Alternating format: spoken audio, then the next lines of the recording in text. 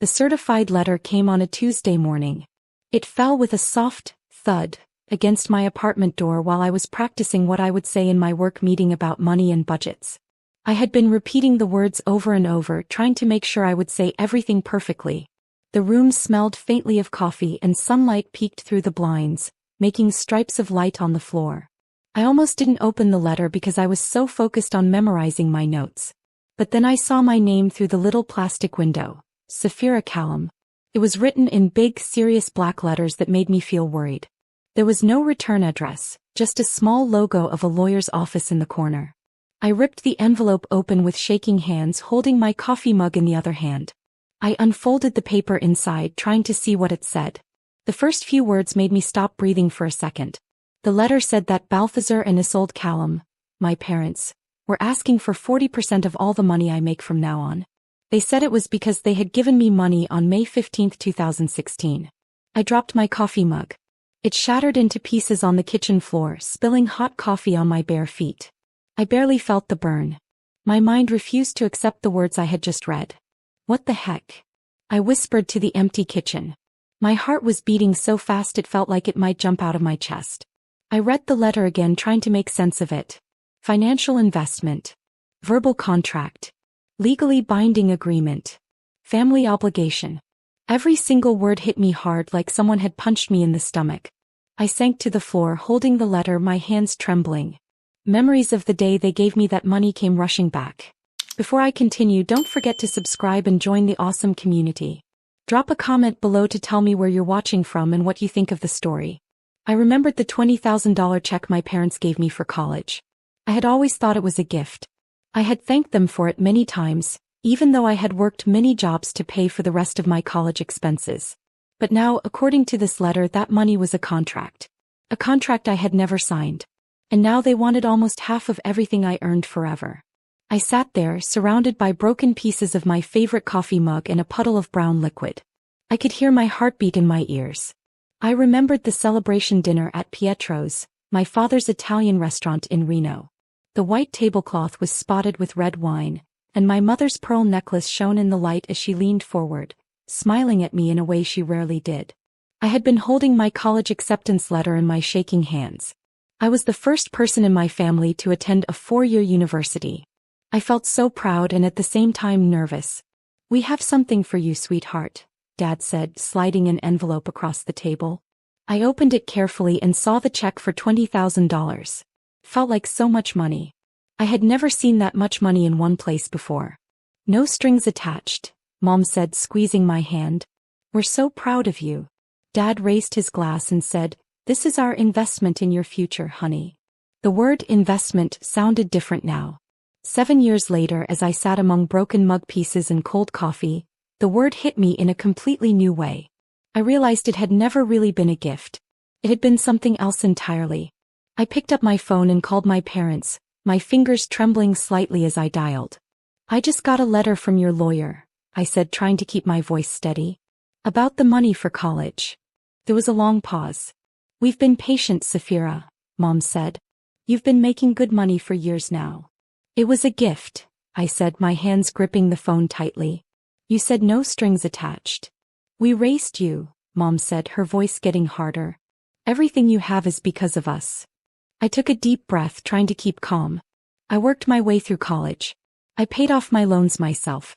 The check didn't even cover a third of my expenses. "You're being selfish," Mom replied. "Your brother Cashin needs help with his art career." But there was the real reason. My younger brother. "He's struggling," she continued. "He needs a proper studio and better supplies. His work is finally getting noticed." I closed my eyes and leaned back in my chair. Cashin had dropped out of community college after 1 semester. Most of his art career had been half-finished projects and elaborate excuses. "This isn't about Cashin," I said, though we both knew it really was. "Family takes care of family," Mom said. "What's yours is ours. That's how it works." The words hit me like a hammer. That's how it had always been in our family. My achievements were never just mine. They belonged to everyone. My college acceptance. My good grades. My first big promotion. Always shared. And now even my salary. I looked down at the broken mug and coffee stains, and the legal letter demanding 40% of everything I earn forever. I knew I had to get out of the kitchen. Had to think. I hung up the phone before my mom could say anything else, careful to step around the mess on the floor, and grabbed a towel to start cleaning. As I scrubbed the coffee off the tiles and swept up the ceramic shards, something inside me shifted. My family, the people who were supposed to protect me, were trying to take everything I had worked for, and I wasn't going to let them. 3 days later, I needed proof that the $20,000 had been a gift. I started searching through old emails. I didn't expect it to make me feel better. I just needed some kind of documentation. What I found made my stomach twist into knots. One email from my dad to my mom was dated 2 weeks before they gave me the check. The subject line read, Saphira's College Fund. Return on investment. I opened it slowly. The laptop seemed to load the message so slowly, as if it knew I didn't want to see it. Dad had written, Isolde, we need to be clear about our expectations. This isn't charity, it's an investment. When she starts making real money, we'll remind her about family obligations. Standard contracts would demand 50%, but 40% seems fair since she's our daughter. Mom replied, she'll never agree if we present it that way now. Better to call it a gift until she's established in her career. The return will be worth the wait. I sank into the couch, my breathing shallow. It wasn't generosity. It was a trap. They had planned this for 7 years, waiting for me to make enough money so they could take it from me. My phone rang. It was their number. I didn't answer. 2 days later, I was back at the cherry table in my parents' dining room in Reno. The same table where we had celebrated my college acceptance was now covered with papers. Mom and Dad were standing while I sat. The power dynamic wasn't lost on me. Cashin was in the corner, pretending to sketch in his notebook, but I caught him smirking when he thought I wasn't looking. This is a standard family contract, Dad said, sliding a paper toward me. His voice was firm, the same tone he had used when he told me I couldn't attend sleepovers as a child. Your signature acknowledges what we've always understood, he added. I scanned the document. It was dated today, but it said it formalized an agreement from 7 years ago. I never agreed to it. It was implied, Mom said, leaning forward, her pearl necklace shining. When family helps family, repayment is assumed. That's how we raised you. You specifically said no strings attached. I said, families don't need written contracts, Dad said. Your word should be enough. My word. I had never promised to pay them 40% of everything I earned for the rest of my life. You accepted the money, Mom said, like that explained everything. Cashin finally looked up. Some of us need support more than others, he said casually, exchanging a glance with our parents. On the drive back to my hotel, threats started. Mom's voice was sweet, almost syrupy over the car speakers. We've been patient, but if you make us pursue this legally, it will affect your credit and reputation, she said. Are you threatening me? I asked, gripping the steering wheel until my knuckles turned white. We're just letting you know the consequences, Dad said, obviously on speakerphone. They even said they might contact my boss at work if I didn't comply. My stomach dropped. I had worked so hard, and now everything I had earned could be at risk. Family takes care of family, Mom repeated like a mantra. That night at the hotel, I emptied all the contents of my emergency folder onto the bed. My passport, birth certificate, immunization records, and there it was. My college acceptance card. On the back, in my mother's familiar handwriting, it said, Congratulations, sweetheart. No payback needed. Just make us proud. Love, Mom and Dad. Relief washed over me, quickly followed by a surge of anger.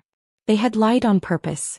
As I drove back to Seattle the next morning, the mountains of eastern Washington rising before me, I wondered if I should just pay them the $20,000 to end this nightmare or fight the lawsuit and risk breaking my family forever. 2 days later, my phone buzzed during a budget meeting. It was an unknown number. The fourth unknown call that day. I silenced it and tried to focus on the projection screen. Numbers flashed across it, deciding who would get promoted. After the meeting, Alaric, my department head, asked, Everything all right? Of course, I said, forcing a smile. Just focused on the North region numbers. Alaric shifted. Your parents called me yesterday. They said you're having financial difficulties. Cold fear spread through me. My parents had called my boss? They seemed concerned about your stability, Alaric continued. They also sent a family contract to HR. They wanted clarification. My promotion, the one I had worked 18-hour days for, was suddenly in danger. Back at my desk, Zephyr from accounting leaned over the partition. Some guy named Cashin called for you twice. Said it was about a family emergency. I told her, perfect. If he calls again, just take a message. I checked my email. 17 new messages. One from HR included an attachment labeled Callum Family Financial Agreement, asking for clarification. That night, my apartment didn't feel like a safe place anymore. It felt like a battlefield. Every phone ring made me jump. Every time I tried to sleep, my mind raced with possibilities of what they might do next. Every sound, the hum of the refrigerator, the tick of the clock, felt louder than usual. I couldn't shake the feeling that my parents were watching, waiting for me to make a mistake. I wanted to scream, but I couldn't. I wanted to cry, but tears made my eyes sting. I paced the apartment, thinking about every time my parents had given me advice, every time they had offered help. Has it always been a trap? Every memory felt like it could be rewritten in this new, scary way. I wondered if anyone could ever really trust family. The people who were supposed to love me unconditionally were now trying to take my hard-earned money. And the scariest part was they believed they were right. I knew I couldn't let them win without a fight. But how do you fight people who should protect you, people who know your weaknesses, people who can threaten your life and your work? I sank onto the couch, hugging my knees. My thoughts swirled in my head like a storm. Could I keep my job safe? Could I protect my money? Could I stay sane while my own family tried to destroy me? I stared at the phone, wondering if it would ring again. Wondering if I would have to answer it. Wondering what my next step should be. Every time I closed my eyes, I saw the pearl necklace sparkling at Pietro's, saw the envelope sliding across the table, saw the email from Dad, saw the broken coffee mug on my floor. Every image made my heart pound harder. The next morning, I woke up feeling tired even though I had slept. I walked into the bathroom and looked in the mirror. My eyes looked dark underneath, like shadows were hiding there. I tried to cover them with makeup, but the concealer didn't work. My hands shook a little as I put on mascara. I stared at myself in the mirror. The person looking back at me seemed familiar, but also smaller and more fragile. It was me, but not quite me. When lunch came, I left work and went to a small store. I bought a notebook with a leather cover. It was thick and felt heavy in my hands, and I thought it might be just the thing I needed to get organized. When I got back to my desk, I opened it and divided it into sections. One section was for phone calls, one was for emails, and one was for statements from people who had seen or heard what was happening. I wanted to make sure everything was in one place so I could understand it all better. Under the phone calls section, I wrote down every word of a conversation I had with Alaric. I wrote slowly at first, then faster until my hands started to cramp. I kept going anyway because it felt important to capture everything exactly. I also saved every email my parents had sent me. I took screenshots of text messages and saved voicemails. Slowly, page by page, my notebook began to fill up. It became a record of what felt like my parents' plan to make my life very difficult. It was strange to see it all written down, but it helped me feel a little stronger. That Friday, 3 weeks after I had received the strange letter from my parents, I missed the promotion announcement I had been hoping for at work. I had been looking forward to it for months. But instead, I had to attend an urgent meeting with Human Resources, which we usually call HR. I tried to stay calm as I explained, "No, I never signed any financial agreement with my family. And yes, I have documents that prove the money my parents gave me for college was a gift, not a loan." The HR representative listened carefully. "Your financial situation affects the company's confidence in you," they said kindly. "The senior analyst position requires someone without complications." I nodded and smiled politely, but inside I felt like something important inside me was breaking. It was a strange mixture of anger, sadness, and disappointment. Walking home that evening, rain was falling. My thin jacket didn't keep me dry. I didn't hurry. The rain felt like it matched the cold, creeping feeling inside me, a chill that had started the day the letter arrived. My shoulders felt tight and I realized that my muscles had been tense for weeks. I had stopped answering calls from unknown numbers. I hadn't checked my personal email in days. Every small sound made me flinch, waiting for the next blow to come. When I arrived at my apartment door, there was a wicker basket waiting for me. Inside were warm sourdough bread and homemade strawberry jam. There was also a handwritten note. I unfolded it carefully. It said, "Some families are born, others are chosen. You're welcome at my table anytime. Thessaly. Thessaly was my elderly neighbor from 4B. She watered my plants when I went on trips. She remembered my birthday and brought cookies. She never asked for anything in return. For the first time in weeks, I felt my lips curve into a small smile. I hugged the basket to my chest as I carried it inside. The simple kindness felt almost too big, almost unbearable, compared to all the cruelty I had experienced in the past few weeks. That evening, I set up my laptop for the dreaded weekly video call with my parents. On the screen, they appeared looking perfect. Dad's shirt was neatly pressed. Mom's makeup was flawless. Their living room looked the same as always. It seemed like nothing had changed. But I could feel that everything had changed. Because HR had contacted them, they had to take me seriously this time. Dad began speaking without greeting me. "They are taking this seriously," he said. "They should," I said in a calm voice, surprising even myself. "You are interfering with my job." Mom's eyes narrowed. "We wouldn't need to if you would just do what you were supposed to." "What obligations?" I asked. "A gift that you now say is a loan with impossible rules?" "You've always been selfish," Dad said, leaning toward the camera. "Your brother needs that money more than you do."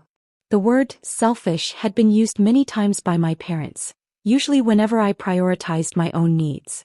Choosing college far away, focusing on my career, saying no to funding Cashin's fifth business idea. These were all called selfish. But now hearing it, it felt different.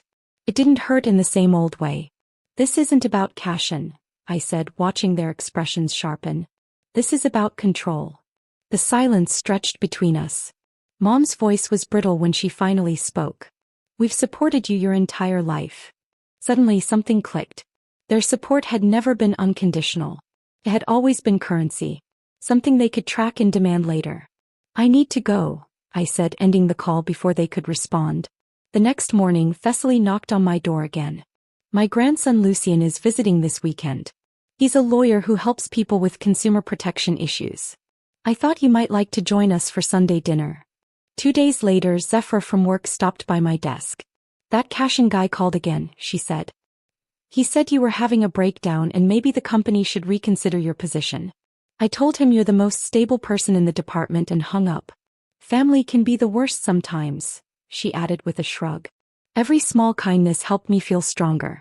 I added Thessaly's note and Zephyr's words to my notebook. It was like putting tiny pieces of armor on me so I could face the next day. That evening, I searched through storage boxes until I found my graduation card. Mom had written on it, "No payback needed. Just make us proud." I also found gift receipts and birthday cards that referenced the money they had given me for college as a gift. In my desk drawer, I discovered something else. Copies of checks I had sent to my parents after graduation. Some helped with their mortgage. Others were for Dad's medical bills. I realized I had given them thousands of dollars freely, with no expectation of getting anything back. I carefully arranged everything in chronological order in a folder labeled Evidence. That night, I slept peacefully for the first time in weeks. But at 7 a.m. the doorbell rang. Another certified letter was there. This time it was a court summons. I held the paper in my hands without shaking. Some battles find you whether you want them or not. And some families should come with warning labels. On Thursday afternoon, I went to Lucien's office. The room smelled like coffee and determination.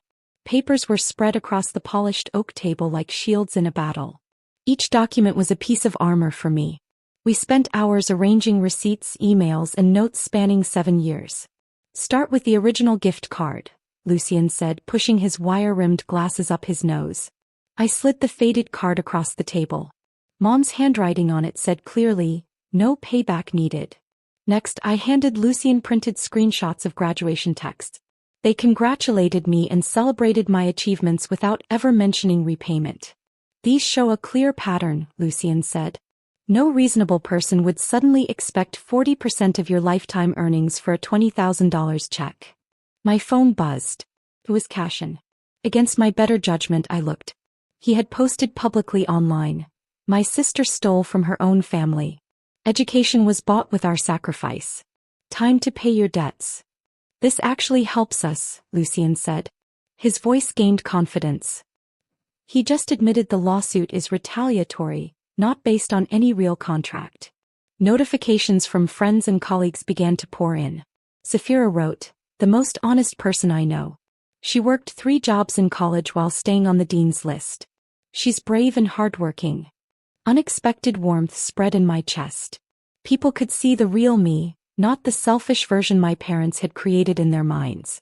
Your brother's plan backfired spectacularly, Lucien said with a small smile. Then my email timed. It was from Mom and Dad. Subject: after all we sacrificed for you. I opened it and read aloud. Safira, how could you turn your back on family? After all we sacrificed to put you through college. We went without vacations, new cars, even home repairs to invest in your future. And this is how you repay us. Lucien tapped his pen thoughtfully on the table. Notice how their words contradict themselves. Sometimes they call it a gift, sometimes an investment. That inconsistency destroys their credibility. Back at my apartment, I looked at the cashier's check on the kitchen table. $26,000. It was the original $20,000 gift plus 6 years' worth of interest. I hesitated. Would giving them this money finally make me feel free? Or would standing my ground bring the accountability they needed to face? The doorbell rang again. Thessaly appeared with a casserole dish. Thought you might need some real food, she said, bustling past me into the kitchen. She spotted the check and raised an eyebrow. That's a lot of money to give away to people who don't deserve it. It might be worth it for peace, I said, though even my own voice sounded hollow. Thessaly patted my hand. Peace bought with ransom never lasts, dear. Lucien called. I'm filing a counterclaim for harassment and attempted financial coercion, he said. I told Thessaly she might need to testify. Would she? In a heartbeat, she said. I've lived long enough to know when someone is being bullied by the people who should love them most. My phone rang. Zephyr from work said, your brother called again. I told HR everything. The harassment, the calls, how your parents contacted your boss. They are documenting it for court. Nobody messes with my team. I sank into a kitchen chair, suddenly feeling lightheaded. I whispered, thank you. After the call, I sat quietly, letting it sink in. For the first time in my life, I felt truly validated, not for what I could provide, not for how I reflected someone else, but for who I was. Then my father called. His voice was softer, lacking its usual certainty. Safira, perhaps we should discuss this situation without lawyers? I've already heard your position, I said evenly. There was a pause. Your mother is very upset, he added. So am I replied. Later that night, an email from Mom arrived. Perhaps we can discuss this privately. Just the 3 of us. Like old times. I forwarded it to Lucien without a word. The court date was set for next month. I decided the cashier's check would be my final offer. Not because I owed them, but because I was choosing freedom over vindication. I sealed it in an envelope and sent it to their lawyer. Never directly to them again. On Wednesday morning, I arrived at the courthouse 2 hours early. I needed the quiet to settle my nerves. The polished marble floors reflected the morning sunlight. I practiced my answers with Lucien, who reminded me to breathe. And then I saw them. They were here. My mom and dad showed up, and they looked older than the last time I saw them. Dad's hands were shaking as he held a manila folder, and I could see the worry lines on his face. Mom's cheeks were puffy, and her pearl necklace, the same one she wore at that college dinner so many years ago, sparkled in the sunlight. They saw me and started walking straight toward the bench where I was sitting. Safira, honey, Mom said softly, trying to sound calm. We need to talk before this goes any further. I stood up, holding my leather folder tightly. I think we've talked enough, I said firmly.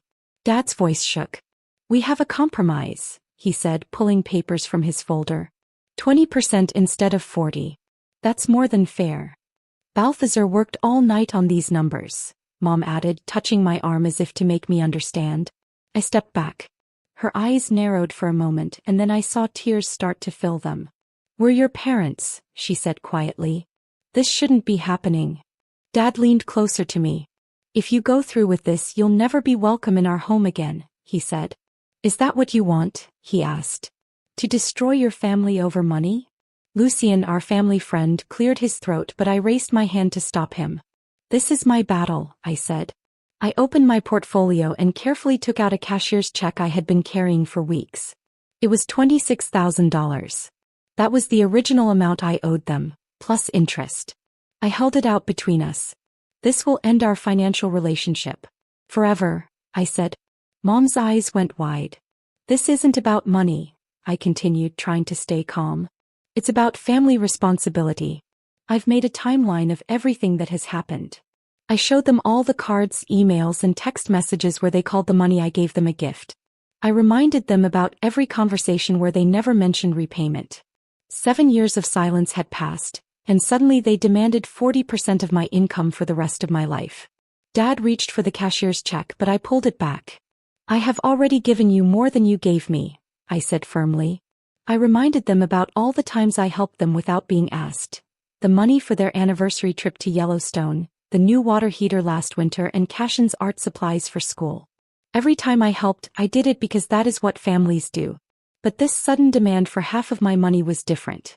They exchanged glances, silently calculating in their heads what to do next. The judge will see this differently, Dad muttered. 30 minutes later, we sat in a courtroom with dark wooden walls. The room smelled faintly of polish and nervousness. Judge Evadny, a woman in her 60s with silver-framed glasses, looked carefully at all the documents. Let me understand, she said slowly. You provided funds for your daughter's education, and you said at the time that it was a gift, correct? Mom straightened up. We called it an investment in her future. I quickly added, I have the card here. It says, congratulations. No payback needed. Just make us proud. I slid it across the table toward the judge. The judge read it and then looked at my parents. 7 years later, you are saying that this meant she should pay you forever? She understood our expectations, Dad said. The judge removed her glasses and looked at Mom. Do you know what a gift means legally, Mrs. Callum? Mom blinked several times, looking confused. It was symbolic. We didn't mean an actual gift, Mom said. Symbolic gifts usually do not come with retroactive payment plans, the judge said. She reviewed my timeline, pausing at certain points to ask questions. When she reached the section about them calling my workplace, her expression grew serious. I am dismissing this case, she said finally. I am also granting Miss Callum's request for legal fees, $3,000, to be paid within 30 days. Mom gasped. Dad's face turned red. But our daughter, Mom began. Judge Evadny interrupted. Your daughter has provided clear evidence that no contract existed. She has also given you money even after graduation, which shows that you are not in financial hardship. This matter is closed. Outside the courtroom, Cashin waited by the water fountain. When he saw me, his face darkened.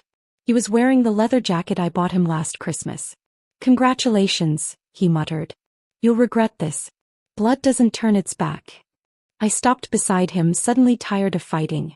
Blood doesn't manipulate, I said, and then I walked toward the sunlight streaming through the courthouse doors, leaving them behind. Lucien followed quietly, offering a small smile and congratulations. That evening, Thessaly brought dinner and sat with me on my balcony. We watched the Seattle skyline glitter at night. Have you heard anything? She asked carefully. Only rumors, I said. Their friends were asking questions about the case. Will you ever speak to them again? She asked. I didn't answer immediately. Years of silence about repayment, followed by sudden demands for nearly half my income. How could we go back to how things were before? I took the cashier's check from my pocket and tore it into tiny pieces. The fragments floated over the balcony railing, carried away by the wind. Maybe someday, I finally said, but only on my terms. 6 months later, the morning sun streamed through the big windows of my 12th floor apartment. The sunlight painted golden rectangles on my hardwood floors. From up here, the Seattle skyline looked amazing, much better than my old view from the 3rd floor parking lot. I traced my finger along the window, drawing the Space Needle against the Puget Sound. My bookshelf was filled with travel photos instead of family portraits. Me hiking in Olympic National Park. A weekend trip to Vancouver with Zephyra. Thessaly and I laughed at Pike Place Market as the fishmongers tossed fish around. No fake smiles, no posed pictures, just real, happy moments. On my desk, my leather portfolio held all my financial papers. A 5-year plan, investment strategies, and a savings account that was growing steadily every month. The top page had a note from my financial advisor. Excellent progress toward complete independence. I closed the folder with a satisfied smile. This life belonged entirely to me. Suddenly, my laptop chimed with a new email. I clicked it open and froze. It was an acceptance letter to an executive MBA program. 7 years ago, another acceptance letter had started all this trouble. I remembered shaking as I showed it to my parents, hoping for their approval. Today, I forwarded the email to Zephyro, Lucian, and Thessaly with the subject line, "Celebration dinner tonight?" Within minutes, all three responded with enthusiastic yes. At Canlis Restaurant, overlooking Lake Union, we clinked glasses over white tablecloths. The sun cast rose-gold light across our faces. "To Saphira," Thessaly said, her silver hair catching the light much like my mom's pearls once did. "The bravest woman I know." "To boundaries that protect and freedom that heals," Lucian said. "And to investing in yourself, no strings attached," Zephyr added. I tasted the champagne, letting the bubbles dissolve on my tongue. I was thankful for the family I had chosen. Later that evening, I sat cross-legged on my couch with my laptop on my knees. I typed the last paragraph of a blog post called "I Paid My Way Out of My Parents' Debt Trap." The post was anonymous, with names and locations changed, but the story was true. My inbox already had an invitation from a podcast host who talks about family money problems. He found me through Lucian. She said my story could help someone else who was trapped in family obligations. Then my phone buzzed. It was a Venmo request from Cashin. "Hey sis, need $100 for art supplies. We'll pay back as soon as possible." His first contact in 8 months. I opened the app, my thumb hovering between the pay and decline buttons. I thought about it, but instead I tapped his profile and blocked him. A quiet smile formed on my face as I deleted the app completely. I wondered if real freedom comes from cutting ties completely or from making boundaries so strong that no one can cross them without permission. I didn't know the perfect answer. But as I clicked publish on my blog post, I knew this. My life was finally, completely and entirely my own.